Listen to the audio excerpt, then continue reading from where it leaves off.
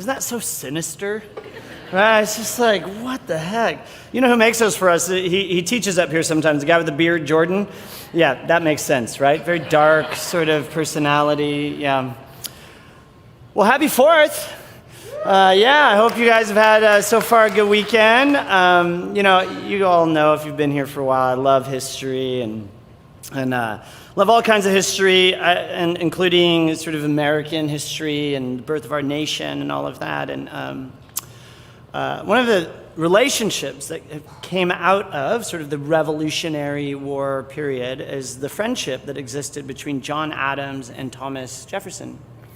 Both kind of big dogs, founding fathers, all of that. But it's pretty common knowledge that they wrote back and forth quite a bit. In fact, we know of 380 letters that they wrote back and forth to each other. And I've always been fascinated with one line in particular that John Adams wrote to Thomas Jefferson. He just said this. He said, "My friend, you and I have lived in serious times. You and I have lived in serious times." And indeed they had. They both were a part of the birth of a nation, taking on an empire. I mean, it was like a thing. And I think to some respects, every sort of period of history is serious, and it requires a serious response from people who take their lives seriously. And if you're here and you're a follower of Jesus, I think, man, that's the call on our lives, to take our lives seriously. And this call to live out the way of love, the way of Jesus into the world, I mean, I think that we need to take that seriously. As I was thinking about this idea of like we've lived in serious times, I was actually thinking about how all of this Christian stuff actually got started. It was pretty serious. In fact, I mean, just speaking from a historical perspective, almost didn't happen. There were lots of reasons this whole thing that we call Christianity should have never even showed up, and it really goes all the way back to the birth of Jesus. It was a pretty serious moment. In fact, I just want to read for you one author's sort of take of what the birth of Jesus might have been like. On a cool night in Bethlehem, late during the reign of King Herod, a peasant family of 5 sleeps quietly in a one-room shanty at the edge of town. But they're startled awake as 2 Roman guards burst through their door, shouting something about an edict from the king. The terrified couple sits up in their straw bed, but are commanded to remain still by a soldier who holds his sword inches from the neck of the young mother. Nothing is said as the other soldier holds his lantern up to each of the faces of the 3 frightened children, as if to inspect them. "How old is this boy?" the soldier sternly asks as he leans over the couple's youngest child. "He's not even 2, the sobbing mother says with a quivering voice and a tone that pleads for mercy. The soldier suddenly rips the boy out of his tiny bed with both hands and makes his way to the door. The husband lunges toward the soldier, but is knocked unconscious by the blunt end of his partner's sword. The desperate mother manages to grab the leg of the soldier carrying her son out of the door. But he shakes her off and then kicks her in the face. The woman cups her gushing nose, forces herself off the floor, and stumbles outside. And there, lying on the path several yards from the house, she sees her little boy lying on the ground. She screams and falls to her knees beside the boy, blood trickling out of his mouth. He mutters something unintelligible as their eyes make contact for just a moment, one last time. Her boy had been run through twice with a sword. She looks up at the 2 soldiers who are quickly making their way down the path to the next Bethlehem shanty. And at the top of her lungs, she cries out, "Why? Why?" And it's the question that this mother and father would carry with them the rest of their lives. By sunrise, the couple would learn that many other toddler boys in the village had been murdered, and that King Herod had given the order. But why? I mean, every peasant knew. I mean, Herod's reputation was widespread, that he was a paranoid, vicious tyrant. But what could have possibly possessed him to view their toddler as a threat? What circumstances could have possibly led to such horrific violence? That's the question I'd like us to look at. And what I'd like to do is look at one of the ancient biographies that we have of the life of Jesus of Nazareth. It was written by a good friend of his named Matthew. And Matthew records that sometime after the birth of Jesus, that Jesus and his family had some visitors. Matthew calls them Magi, or wise men. Essentially, they were men from the educated ruling class. All we know is from the east. And before they find Jesus, they make a stop at the palace in Jerusalem to see King Herod. They have a question for him. Here's the question. Here's how it gets recorded. Where is the one who's been born King of the Jews? We saw his star when it rose and have come to worship him. But these wise men did not get the answer that they were anticipating, because their question is met with fear. We could even say that their question is met with panic. In fact, Herod panicked so much, he actually summons the religious leaders within Judaism to the palace, and he had a question for them. Hey, what do the prophets of old say about the birth of some long-awaited anointed king of the Jews? Where's he supposed to be born? Because all of this newborn king business freaked Herod out a bit. Because Herod knew he was most definitely not the long-awaited, divinely anointed king of the Jews, even though it's the role that he publicly claimed. And Herod was keenly aware that his status as ruler was incredibly fragile. See, Herod had gained power and maintained power through a combination of brutality and political manipulation. Ultimately, Herod had become king of the Jews. He was put on the throne by the Roman Emperor Augustus. Remember, at this time, Rome ruled Israel and really much of the known world. Right, so this meant that Herod wasn't necessarily the real king, but rather a client king of the empire. He wasn't even Jewish, and this drove the Jews crazy. I mean, he was just seen as nothing more than a puppet for Rome. And as you can imagine, Herod had very little support from the common people of Israel. His rule was consistently met with frustration. Even a small spark could create this firestorm of revolution. So as a result, Herod, this guy just lives in constant fear that he could lose control, that he could lose power, that he could lose his legacy. And he wanted nothing more than his legacy. He wanted to protect his name and his name's capacity to survive well past his life. And this made him a brutal, ruthless, vindictive, dangerously high-strung tyrant. He was ceaselessly convinced conspiracies were being mounted to destroy him, and so he transformed the nation of Israel essentially into a police state so that he could uncover and crush any would-be rebellions. He'd banned people from meeting in groups. He dispatched police spies among the people. He demanded loyalty oaths, and harsh punishments were delivered to any suspected dissidents.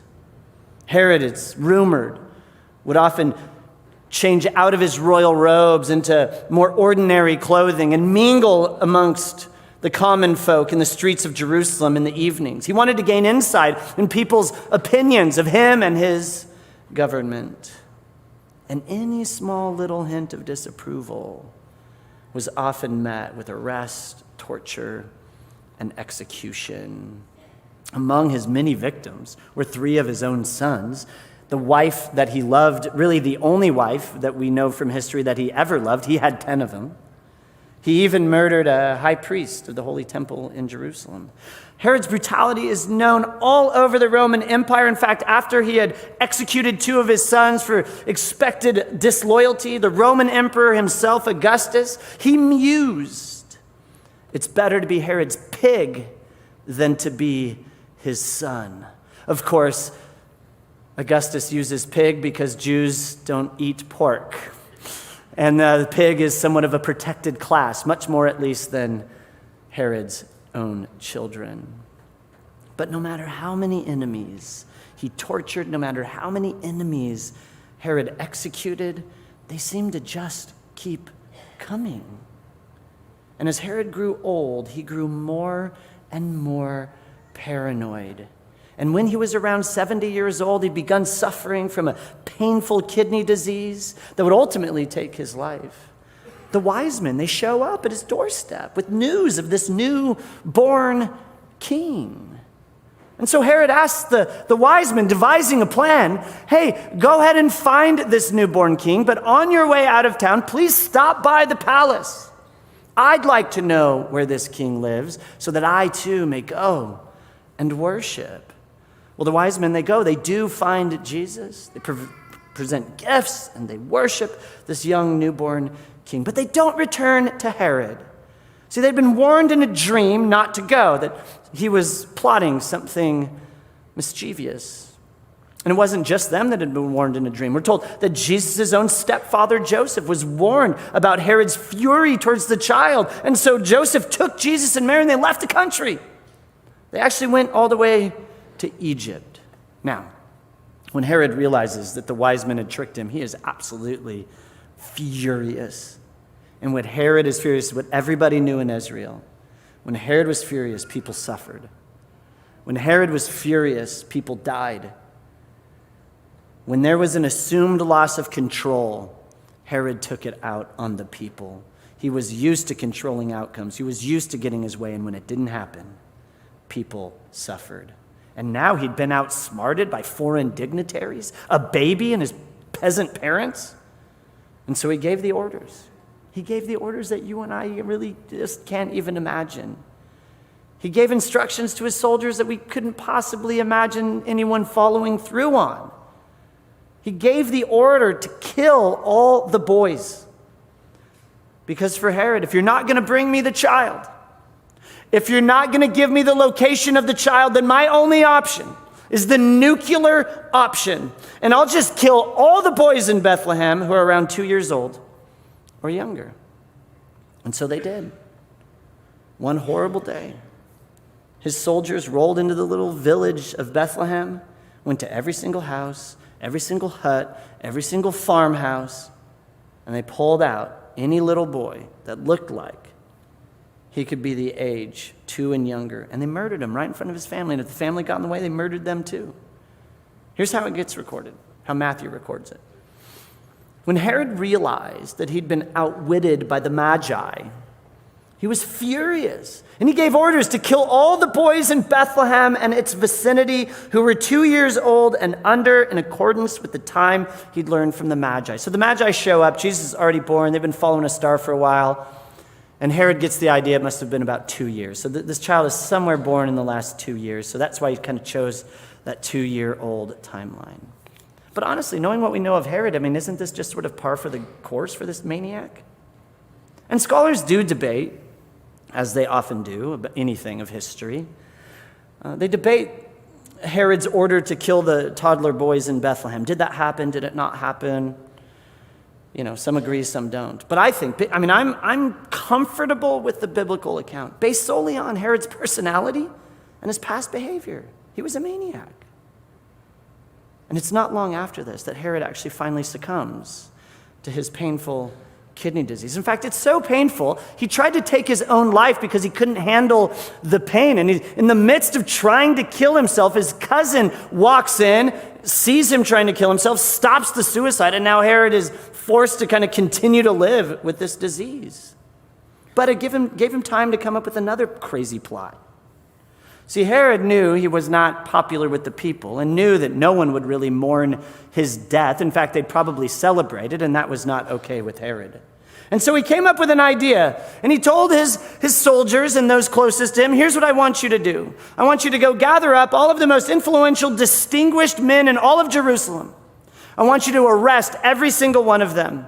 And in the hour that I die, I want you to execute every single one of those men so that I can ensure that somebody will be mourning on the day that I die. Well, fortunately, this is one order of Herod's that was not followed through on. And the influential men of Jerusalem were, in fact, released. But here's the thing, Herod's a complicated guy. I mean, history is torn on him, really. We know he's a tyrant, a violent despot, but history remembers him as great. He's called Herod the Great. How could this man possibly be called great? In fact, historian Norman Gell wrote a book that I read for this teaching. It's a fascinating book on King Herod. And he says this is a monarch whose reign was marked by bold, original, laudable insights and perspectives. Like, we should be cheering for this guy.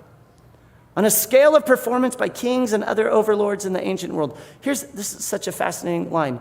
His positive achievements may be considered to have outweighed his brutality and tyrannical rule. Why would someone say that?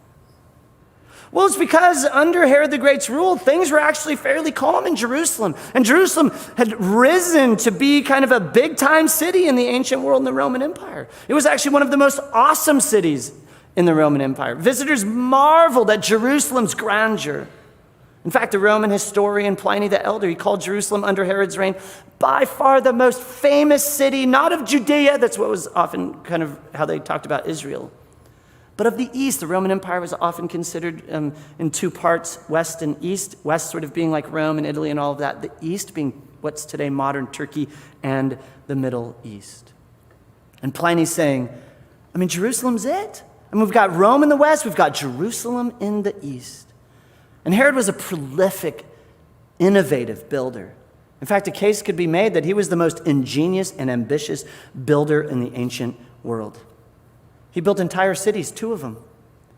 He built the most technologically advanced seaport that the world had ever known. He built massive palaces for himself, theaters, temples, aqueducts, gymnasiums, marketplaces, parks, roads, baths, fountains. The list goes on. He reigned for 40 years, and what he was able to accomplish in 40 years is absolutely remarkable.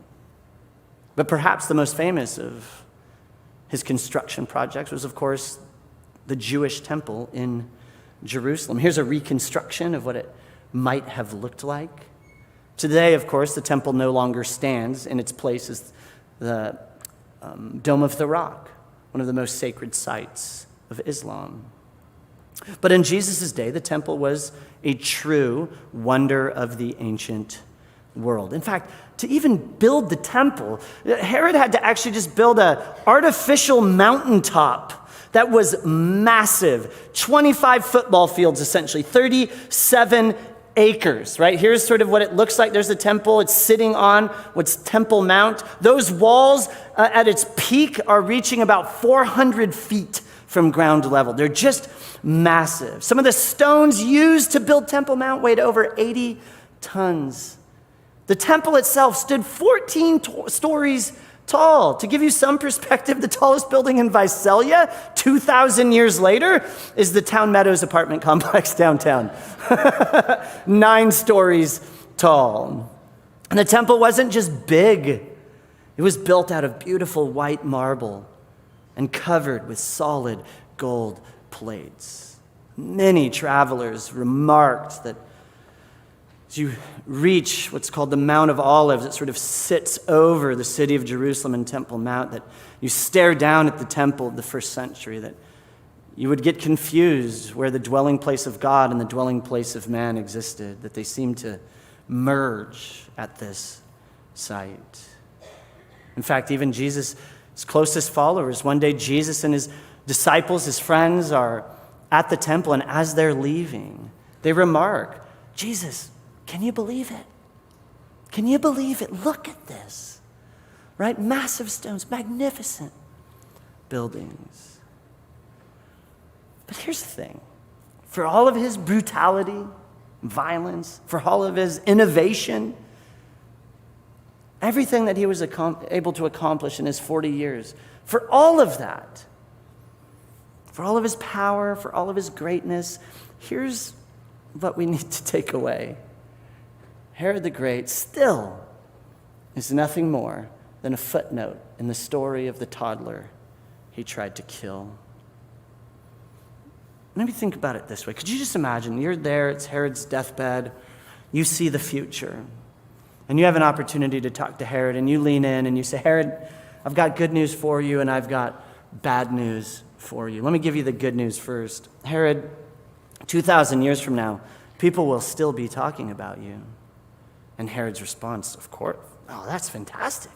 I mean, that's why I've been so brutal. That's why I've built so much. That's why I've done everything I've done. I want people talking about me 2,000 years from now. In fact, Herod, I mean, you don't know this, but I mean, your story, you'll be mentioned. I mean, in languages all over the world, and languages that you don't know, but you can't even imagine, in places that haven't even been discovered yet, people are going to talk about you. People are going to get together in rows every week, and you may just get mentioned. Oh, that's fantastic. It's my dream. It's my dream come true. Well, Herod, that's the good news. Let me give you the bad news. You're not going to be the main character. You'll be a supporting B character in the story.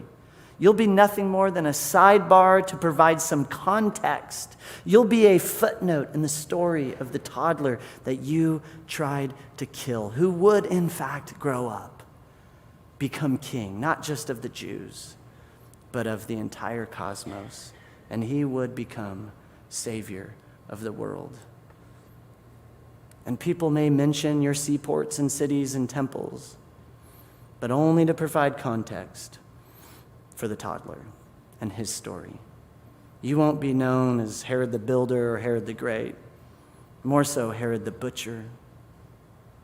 Because Herod, 5 miles away from your palace in Jerusalem, you had the chance to witness the birth of the Son of God and to worship him and to submit to him and to pledge allegiance to him. And you missed it, Herod. You missed your opportunity. Your commitment to yourself, your power, your success, your greatness, your fear of losing it all, it blinded you to what was most important, Herod. Instead of seeing Jesus as king, Herod, you saw him as a threat to your way of life. And because of that, you're a footnote in this toddler's story. And here's the deal. It's easy to look at a story like Herod's. So dramatic, right? He didn't know which toddler it was, so he just killed them all. I mean, it's crazy. But don't we at times kind of behave like Herod? Isn't there a little Herod in all of us? I mean, not that we're running around killing toddlers, but at times don't we miss seeing Jesus as our king? And we see him more as a threat? Or even more subtly, an inconvenience to how we want to live our life? Isn't there a little Herod in all of us? Like Herod, don't we want to protect our little kingdoms? I want to build my little kingdom. It's all about me and my family and my work and my friends and the company I built. And we want to control it. It's ours. Took hard work. Isn't there a little Herod in all of us?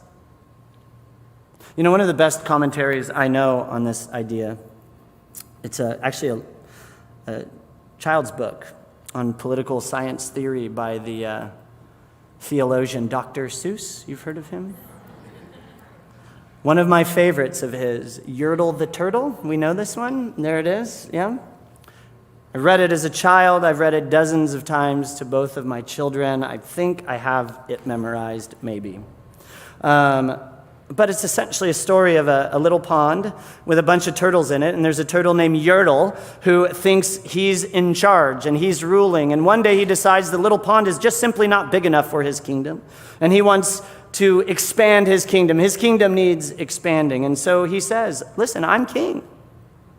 I'm king of all that I see, but I don't see enough. That's the trouble with me.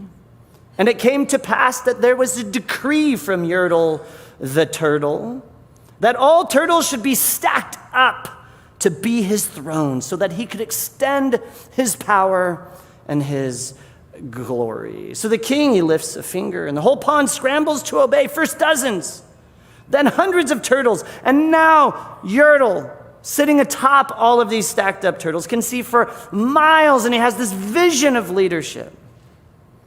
And he remarks, I'm Yertle the Turtle. Oh, marvelous me, for I am the ruler of all that I see.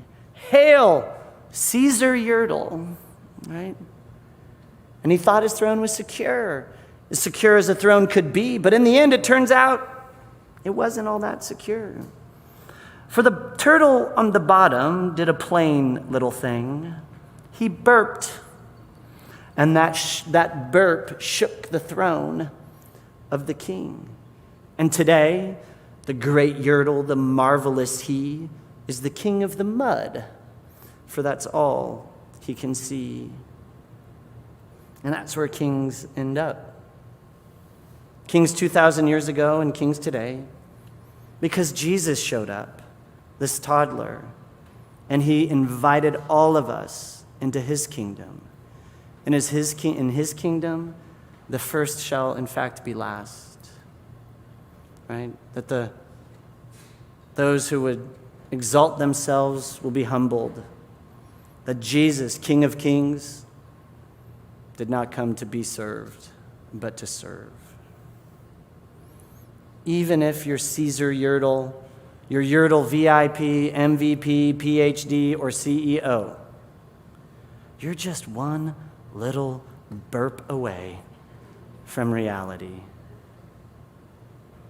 If I could take us back to Herod's story, we're told the Magi, these wise men, these foreign dignitaries, they initially approach Herod because they want to worship, we're told, this newborn king. Now, the word worship in the modern church really is kind of synonymous with us singing together. And that's fine, but it's a little thin, honestly.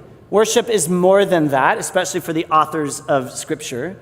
Worship is really about recognizing that you're in the presence of someone who should cause you to have awe. That's what they're saying. They want to find this baby. They want to find the one who would cause them to have awe. And then once you find that person, you do whatever you need to do, physically, emotionally, mentally, to surrender yourself. Submit yourself to them. And so these very wealthy, educated men who traveled a long, long way, they're in the presence of a baby who has no physical power, no physical kingdom, no physical influence of any means, completely dependent on survival of his two parents, just like every other baby. And they drop to their knees and they worship. They're in awe. And in contrast, 5 miles away in the palace of this puppet king Herod, instead of worship, he was actively resisting, plotting to get rid of this child. And that brings us to you. And it brings us to me. Because here's the cautionary tale in Herod's life. This good lesson I think we can learn from this bad guy. I think he forces us to ask a question about our stories and our legacies and the choices that we make in our life. And maybe more specifically, what will your story be in relationship to this Jesus? Will it be a story of resistance? You know, Jesus is great, but that whole love your neighbor thing, that seems hard. I hate my neighbor. I'm going to gossip about them, right? I mean, so we resist. Is our story Herod-like, this story of resistance to the king? Or will we take our cues from the wise men, the Magi? Will our story be that of worship and allegiance and submission? Would we be in awe of this Jesus? Will our story be that we spend our whole life like Herod, trying to build our own kingdom, instead of accepting an invitation to participate in Jesus' kingdom? Will your story be the story that you clung as tightly as you could to all the things that you're going to eventually lose anyway? Or will it be a story of surrender and submission when you realize that none of the stuff you have is yours to begin with anyway? Will your story be a story about the way of Jesus or your way? The will of Jesus or your will? And there's tension here. And the reason there's tension is because there's a little Herod in all of us. We're human. We like security. We like our stuff. We've earned our stuff. But here's the thing, one day, somebody will be forced to tell your story, just like with Herod, in relationship to the story of Jesus. And they're either going to have to make something up, right? Have you ever been to one of those funerals? Where everybody knows the person they're talking about is just a total jerk and nobody liked him, but they're talking about, this guy was a great Christian, and it's like, no, he wasn't. It was awful. That could be you. Or, and when I pointed, I was pointing at someone specific. No, I'm just kidding. That could be you. No.